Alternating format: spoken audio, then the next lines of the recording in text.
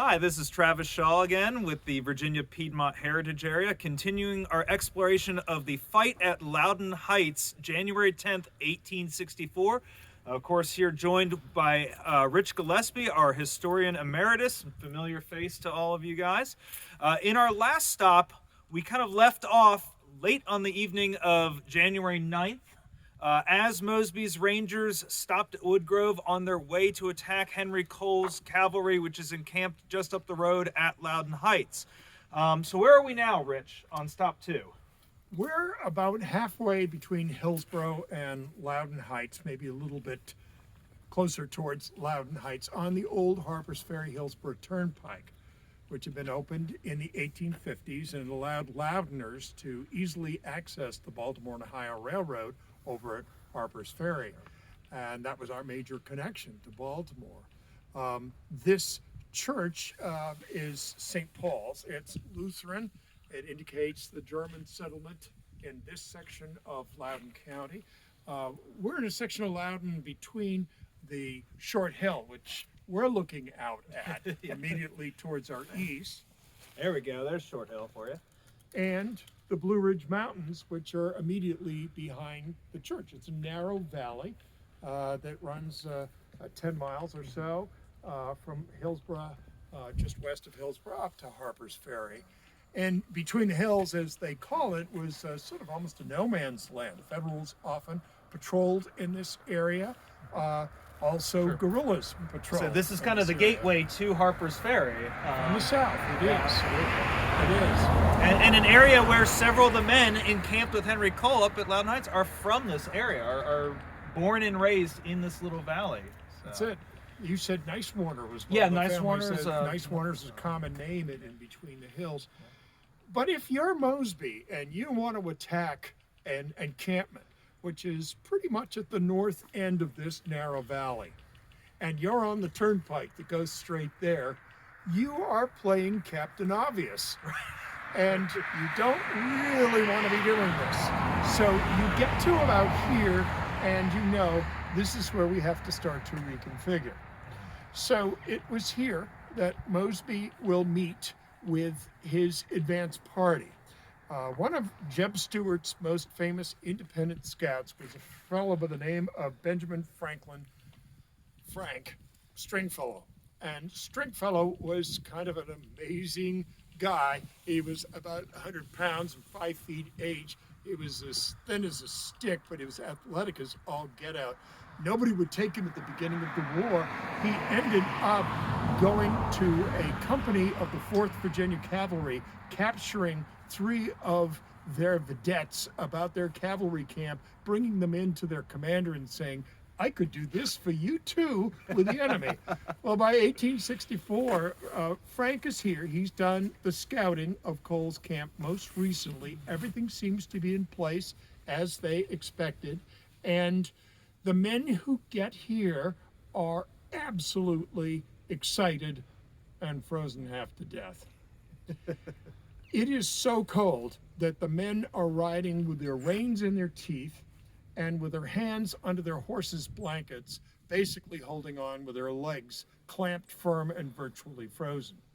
But I thought it would be interesting that since we know that Stringfellow and Mosby meet up here to make the last plan before the attack on the camp, and by this time we're well on. It's early on the morning of Sunday, January 10th. The temperature is hovering around 10 degrees. 6 to 12 inches of snow, depending upon where you are, because it's been a windy week as well as a snowy one. And Willie, who is Willie Mosby, the adjutant for Mosby's Rangers, is along on this raid. And Willie gave us an account of what it was like that night on this raid. And I thought, rather than putting words in his mouth, I would read what he actually says. He says, the snow covered the ground, and icy winds swept down through the passes of the neighboring Blue Ridge. And altogether, the night was the coldest that ever broke away from the North Pole and wandered south of the Arctic Circle. A splendid night for a surprise party. As the long column slowly threaded its way through the chilly darkness, we rapidly began to freeze up. Men would complain and then sink into that lethargic indifference that comes from utter chill. Several were badly frostbitten, but they kept in the march. The bridle reins would fall from my numb hands unnoticed until the unguided horse drew my attention to the fact. So, obviously, freezing night. They're working their way through the dark valley here. They arrive at the church. Now, as you said, this is the obvious route of attack. So how does the plan change once Mosby's met up with Stringfellow? Well, keep in mind, Mosby scouts everything before he does anything. Right. And one of the things that he knew was that there were several lanes that splintered off this turnpike heading north to Harper's Ferry, including one that today we call Snyder Lane. That was a fairly wide lane at that point that headed directly towards Short Hill. And then from there, using farm lanes, kind of dog-legging your way along the lip of the west side of Short Hill, you could make your way all the way to the Potomac, and that's just what Mosby did. Meanwhile, by different route, Stringfellow also sets out for the same direction of Cole's cavalry camp. When Mosby hit the Potomac, there was a road there. And that's something we've long forgotten, but a few longtime Loudoners are aware you could still actually hike it.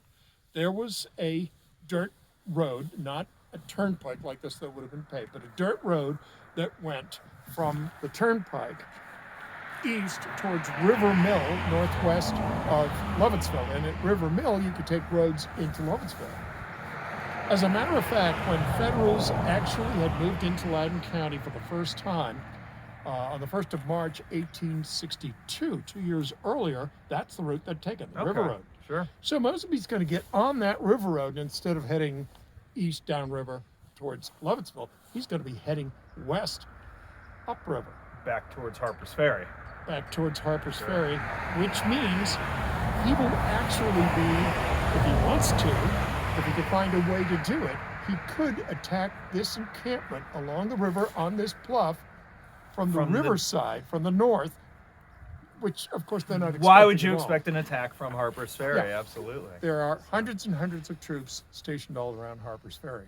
So from here, they will head off, find that lane a mile or so north, take a easterly turn, head towards the mountain, dogleg their way towards the river, get on the river road, then head upriver along the river road to where they will be almost immediately under that bluff. And attack the camp from the rear. If they can you make think they could climb that steep bluff with horses on an icy, cold, snowy night. And I think that's going to be our next stop. We've gotten to the point where they're about to attack the camp. We're going to make our next stop actually at Loudoun Heights to talk about how the attack unfolded in the night of January 9th to 10th, 1864. So we'll see you there.